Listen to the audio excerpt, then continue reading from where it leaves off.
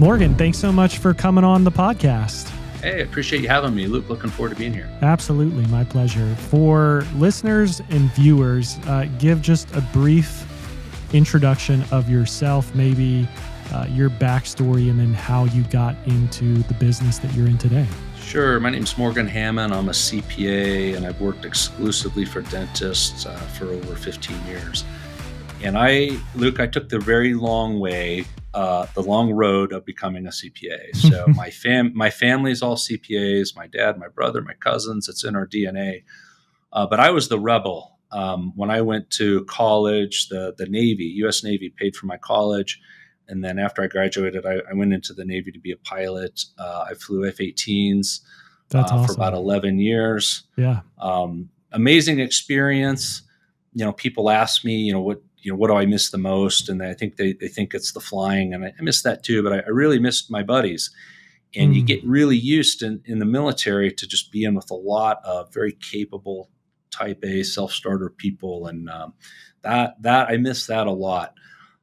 After the Navy, I left after about 11 years, had kids, and was time to, as I think of it, grow up and get a real job. So it was back to school, a master's in accounting, got licensed as a CPA. And then my dad is a CPA. He and I did basically a startup accounting firm. And our mission, our objective was to have a very high-tech, high-touch firm oriented to small business owners. So we weren't out trying to be like H&R Block and do a bunch of personal tax return. We wanted to advise business owners with a lot of technology and a lot of insight towards profit, right? And then of course tax planning. With some, just by way of luck and opportunity, we found our way into the dental space pretty early. I really enjoyed it. I connected well with the dentists. And so we made a decision to go all in very early, which is a little bit of a gut check, but it felt right. And it was right. It turned out to be very much the right decision. And so over time, just having a very narrow niche, we've been able to develop and enhance and refine some deliverables that I think really, really talk to that doctor and connect to them with their practice results. So that's how I got into the industry. It's been our mission to support private dental practice owners over the past 15 years, and really looking forward to doing it for many more. From my understanding, it's you're doing the accounting bookkeeping side, maybe some CFO type services, and then also the tax planning. Yes, but I probably wouldn't quite describe it as CFO. Okay. The way I think about it is, why does a dentist own a dental practice? The way I've always thought about it is, they want to make a nice living, right? They'll make more than as an associate by a lot. For sure. They want to have some control over their destiny, but also build what should be an appreciating asset over time. And so for that to all happen, that's a lot more than just doing a tax return for your client. Yeah. So our goal is to give them feedback every month on how their practice is doing from a profit perspective, with lots of comparison with their peers to maybe identify opportunities for profit improvement. Help them not be so nervous about what they don't know, and boil it down to, okay, this is your profit. Is that acceptable, or is there room to improve it? And if there is room to improvement, what do you need to spend your time doing to get there? It isn't just your overspending. There's a lot to diagnose. And then if we can then help them make as much money as they can from their practice, then of course we'll go to work on proper tax avoidance, help them keep as much and get the tax returns done. And are you guys leveraging technology for dashboards and things like that, or? 100%. Yeah. We do not give our clients generic profit and loss statements. They get a full color dashboard style report called our practice profitability every month. It's written in their language. They can read, they can understand it. And there's graphs, right? So it'll make sense. So it's a dashboard every month that not only tells how they're doing, but we will show our client average on every report, and we'll show them how everyone else is doing. And these are all practices just like theirs. It's our data and it's current data. So they can compare if they feel like, well, I'm down, is everybody down? Go to page 2, right? You can see. I'm curious, what is the average net profit for a dental practice in the US, and maybe with your subset of clients? Yeah. If it is a single doctor, owner operated dental practice, and it's an established practice, not a de novo scratch start, like they're on plane, if you will, it 35 to 40% profit minimum is what it should be. And that's what we see. If you want to dial it, pick a number and get real granular, it's 35%. Okay. If there's associates at the practice, that requires honestly conversation a little bit. Okay, are they full-time, part-time? Are they experienced? What's the owner's participation? Is it purely associate driven? So a common scenario is it's the doctor, owner, they're still full-time, they're keeping their cup full, and they brought an associate on to grow. And it's not a new associate, it's an experienced associate, and they're producing relatively well. So that practice has grown to 2.53 mil. That profit margin, in my opinion, 25 to 30% is what we would expect to see. And if they can push it up above 30, that's really, really good. And I'm assuming multi-location changes that too, because your expenses go way up typically with multi-location. Multi-location, really, it can get very dynamic. Right. It depends on how they set themselves up to go multi-location. Right. Did they do it too early? Yeah. In my opinion, there's a correct progression to go multi-location, but then you have to measure each one separately because, right. In my opinion, the way you go multi-location is ideally you bring in a minority partner on practice number one, the mothership. You got a stakeholder that is making sure things are still running, still might have an associate there, but ideally it's a stakeholder. And then they can go start practice number two with practice number one still running very well, may or may not have a partner in practice number two. That's one path I've seen work pretty well. But then you got to measure them differently, right? And associates is that's where we have to identify that associate participation if we're going to set some goalposts on profit margin. And do you guys help with, even in that scenario specifically, maybe you have an associate who's maybe ready to become a stakeholder? Do you guys advise on that and what the deal should look like? And absolutely, it's some of the more complicated work we do, and that's usually ends up on my calendar. I talk to docs every day, much like you, and these are questions that they're always having: is when is it time to bring in an associate? And then my associate wants to make more money. Should I give them equity, or how do I create more upside? And then the other side of that is, when do I start location number 2 or 3? And the reality is most people try and do both too soon, at least from what I see, is because they think that's the path for growth, 100%. And so a couple points there. If any time somebody's thinking on bringing on an associate as a partner, I want to get a meeting with them as early as possible to manage expectations. Sometimes they think it's like no problem. Hey, I'll just have my attorney draft up some stuff. I'll let you guys know, and boom. It's a long process.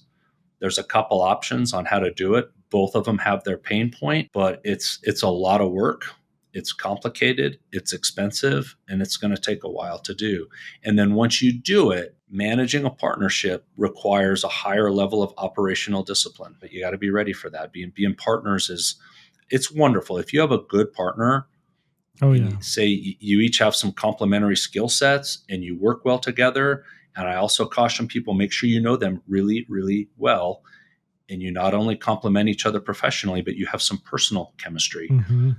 Because if you get into a partnership and decide you don't like it, that is not much fun. That's tough. It's kind of like a divorce. Right. It is. It is. Yeah. And we've had some clients go through that, and you don't want to be them. So I say, you want to go slow, you want to plan ahead, you want to make sure it's really a good fit. And then afterwards, you have to really, it's not just your practice anymore. You can't just go and run all your CE and like the way we deduct things like automobiles and home office and all those great tax deductions. Those have to move to a personal entity. You can't just throw everything on the practice card anymore when you're sharing it. And so there's just a lot of discipline that is required after that. But Luke, I totally agree with you. I think sometimes people jump in too early. In my opinion, you have to define success. What do you want? do you even want 2 or 3 practices? Right. We support, it's getting close to about 1,000 private practices coast to coast. Oh, nice. And so that's my window, right? So everything I talk about, it's sort of shaped by that experience over 15 years.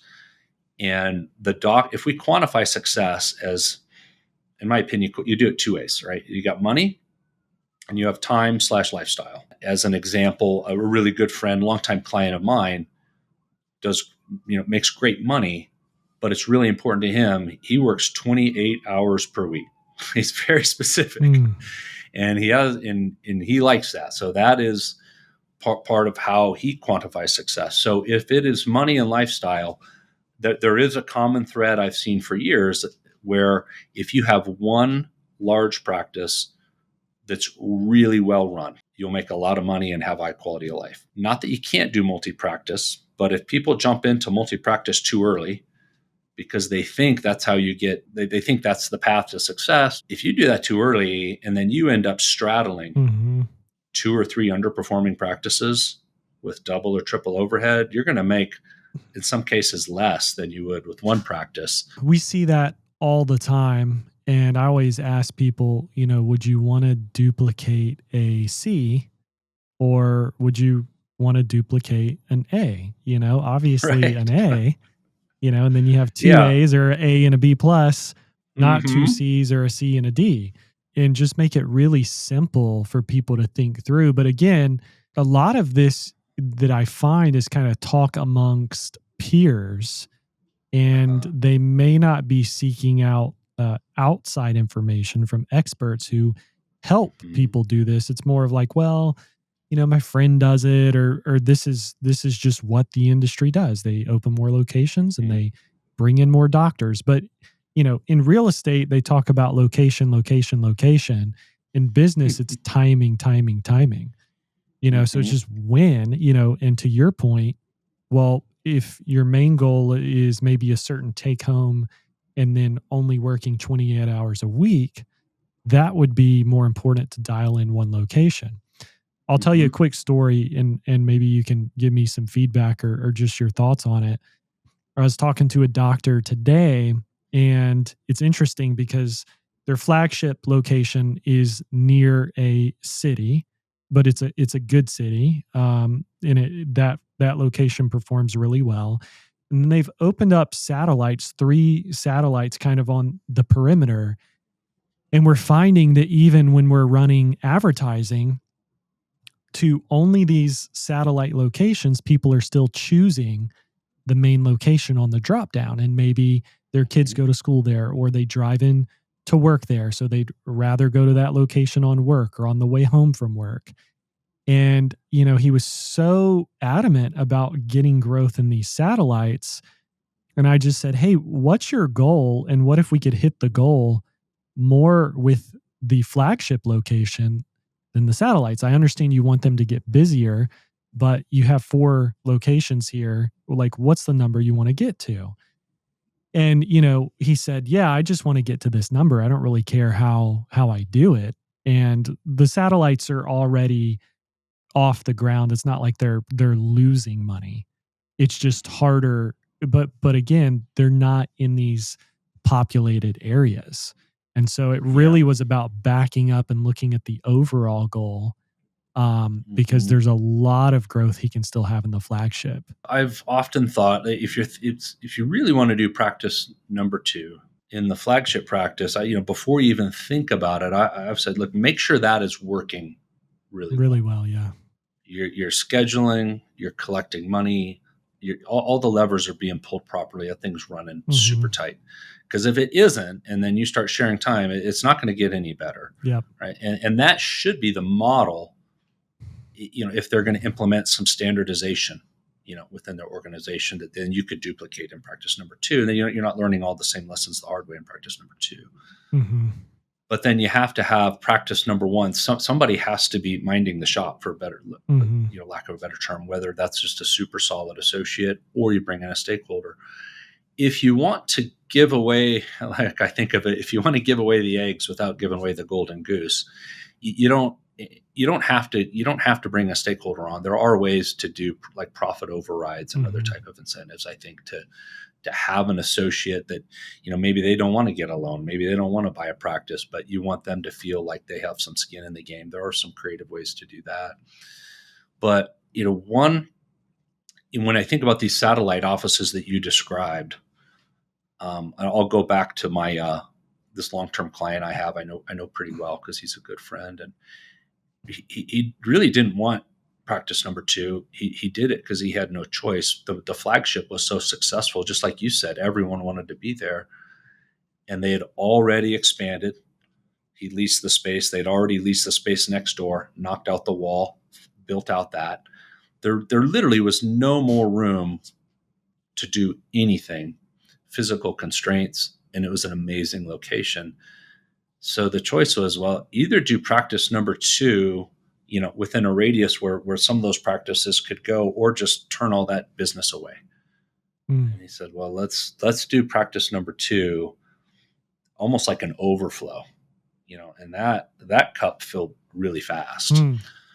So, lots of, and that may or may not be available to everybody, but to your point, like I think the more clarity you have in your plan and what you're trying to do it and when you're trying to do it, if multi-practice is your goal, I think that's the key to success. Yeah. And a big part of it is, I think you used the word when you were talking about bringing in a partner, leadership. How is the team going to feel? How's the team going to grow? A lot of these practices have pretty flat org charts, especially the smaller practices. It's like right. doctor and then everybody else. But as you grow the practice, do you start to have a leadership team, director of ops or even a COO? There's some big practices that may have a C-suite, and then managers underneath them and then team leads underneath that. And so I think that's part of it too, because especially in today's economy and today's job force, attrition is just really high in small business. I think the average worker, I don't know if this study is true, but I read something that said the average employee stays about 16 months at a job. And obviously it costs way more to replace somebody if the person's good and performing. And so what is the upside going to be for the team member, not just from a monetary perspective, but also maybe it's certain types of awards. We give away team awards with our core values. Maybe it's Amazon wish list, whatever that culture, how you create that culture. But that is important to think about because, I'm a small business owner too. We're up against people who now you can go get a job to work remote and literally like roll out of bed and go to work at your desk. So it is a much tougher climate, especially since COVID. We hear about attrition all the time, losing roles and, hiring and how do I bring in good talent? How do I keep people? I like how you put that. I may steal that, Luke, for some of my calls, the flat org chart. Yeah. It is true. So for years, I've always thought of profitability as having 2 variables, right? And it's on our report on page 1, right? You got your expense structure, right? There's the expense side of the profit equation, and there's the revenue side. Of course, this is math. Being a CPA, I've got my math hat on for profit. And when we diagnose, we look at those. Is it the expense? Is it revenue? Combination of both. But I've come to the opinion over the years that there's actually a third component, and you just mentioned it. And what brought me to this conclusion, I get asked all the time, you might get asked too, saying, well, Morgan, you have clients in all 50 states, which we do. And I get asked, well, where's the hot area? Where should I go? Where are they making money? Or I'll get asked like which specialty, has the higher profit. In my opinion, like certainly those 2 factors can influence, but I think by far the biggest, if we're just going to not talk about the math, the biggest influencer of profit is the dentist's effectiveness at being a business leader. And I've come to that opinion just over so many years, just visiting with doctors, and we can see very clearly on our reports like who's killing it, right? And I think my very subjective opinion is that those doctors that are doing really well and making great money and seem pretty happy are you can just tell that they're playing with the full deck, right? They're amazing clinicians. The patients love them, but they're also amazing business leaders. They inspire their people. They lead their people. And it's not just, well, I'm a doctor. I'll be in the operatory. You all take care of this other stuff. Like they're leading their team. And I think they make the most money and enjoy the most success. So I think no matter what your profession is, whether you're a dentist, whether you're a CPA, whether you're whatever, whatever that is, you have your professional skill as a practitioner or a clinician. But just because you've been doing something for a long time and maybe you're a really smart person, that doesn't mean you're automatically a good leader. Like you have to invest in those skills, and then you have to maintain those skills, right? Because things change, little generational differences. And so you have to kind of fine tune those skills. And in like with a small organization, like you said, it's got a flat org chart. But if you're going to branch out to practice number 2, you got to start fleshing that out, and that's not going to happen by itself. You can get on Indeed. I'm going to find the operational a good manager, but if you're a business owner, you can't outsource the leadership. The doctors got to be they have to be leading the charge.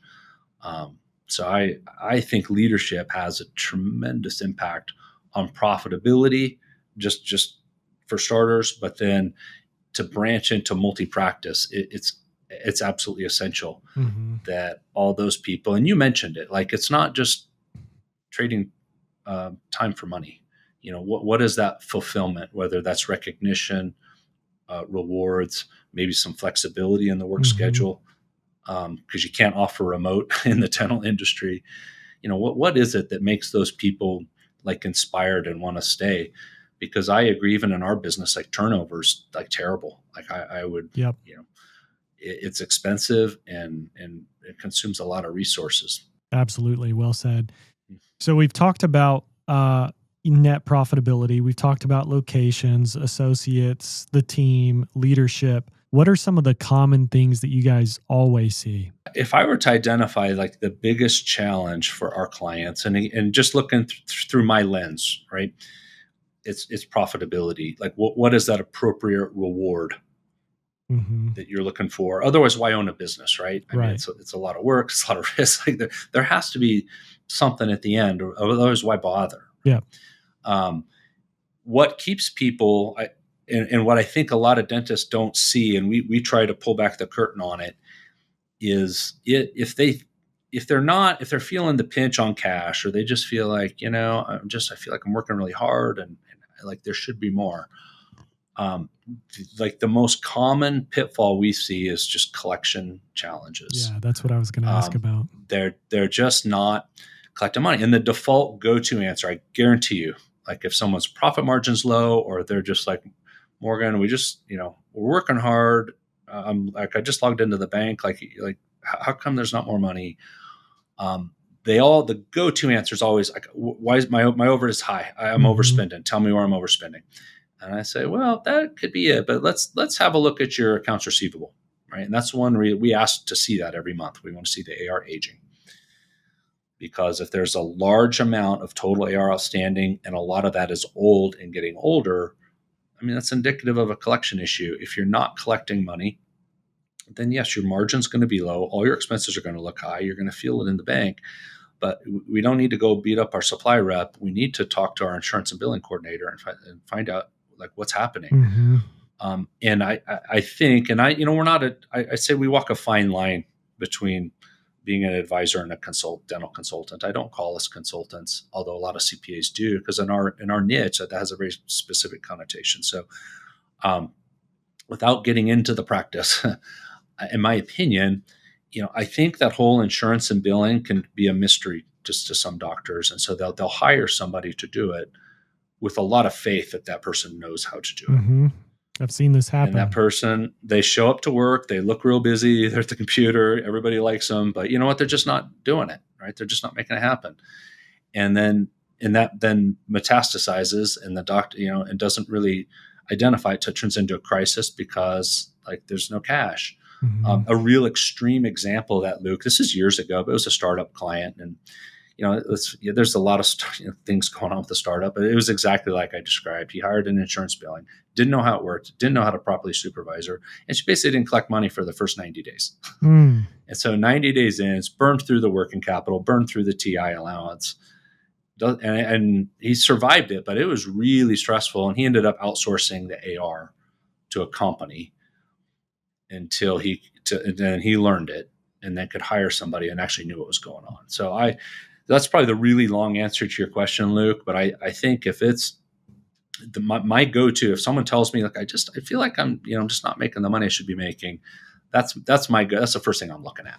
What's your AR look like, or is your practice collecting money? And I think that's become, at least it has for a lot of our clients, more of an issue in the recent years, just with the economy. I mean, you look at credit card debt, it's the highest it's ever been.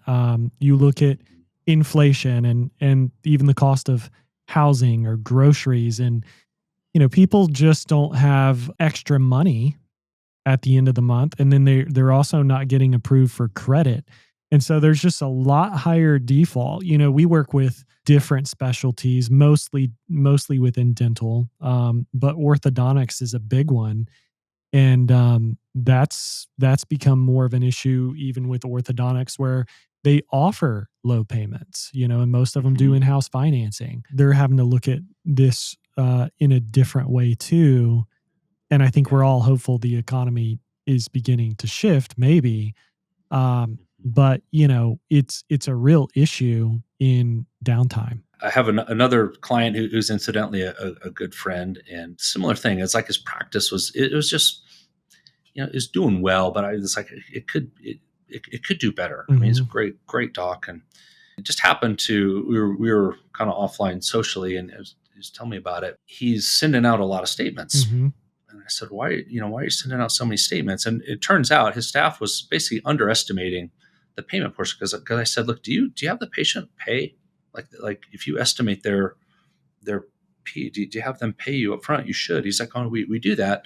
But he said, but then there's always like, 20, 30, $40 we're short. And so we send out those statements and nobody wants to send it back. I said, well, of course they don't. They've already paid you the big amount, and they see that $20, they're going to say, like, well, I've already paid you. Like, what's this? I'm not.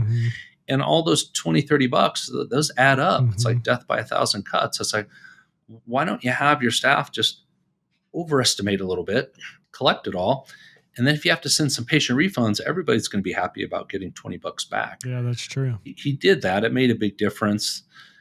So there's so many just like little things, but if you just looked at one of those things, you'd say, well, it's $20, but okay, times everybody, it adds up. So we work with a lot of startups, and sometimes they'll ask me like, because they're nervous, right? They don't teach a lot of business in dental school. And there's this fear of you don't know what you don't know. And so if they ask me, like in the first, 3-6 months, what should I be focusing on? I tell them it's not your P&L, it's your AR. Like, make sure if you want to look at something every day to feel like in control and protect yourself, I guarantee with a startup, you're not going to be overspending. Your hands are going to be in every jar of everything going on in that practice. It's just human nature. But make sure your practice is collecting money. Make sure you understand that process. Yeah, there's got to be income. Yes. I went to a seminar, gosh, this is years ago, and I only remember one line, and it was, look, when you own a business, any business, you have to charge, bill, and collect. 2 out of 3 doesn't cut it. And it's true. You have to charge, you have to bill, you have to collect. And if you don't collect, you can be the best. You can be the most amazing dentist on the planet with the best office, in town, but you're not going to be in business long. Well, Morgan, if listeners and viewers would like to get a hold of you, talk more about what you guys have to offer, what's the best way for them to do that? If they want to just check us out quickly, they can jump on our website. That is EAG. dentaladvisors.com. can see our sample reports, talks about all the things we do. If they want to set a time to talk, they can email me. If they're on our website, there's a button called Start a Conversation. Just realize those come directly to me, right? So we do all our personal, all our initial consultations personally. They could email me as well, morgan.hamon@eisneramper.com. And then they would hear back from me. I have an introductory video they could watch to check us out, and then we set a call and get to know each other, see if it could be a good fit. That's awesome. Well, thanks so much for coming on the Grow Dental podcast. Now, I really enjoyed it. Very interesting conversation. Thanks for having me, Luke.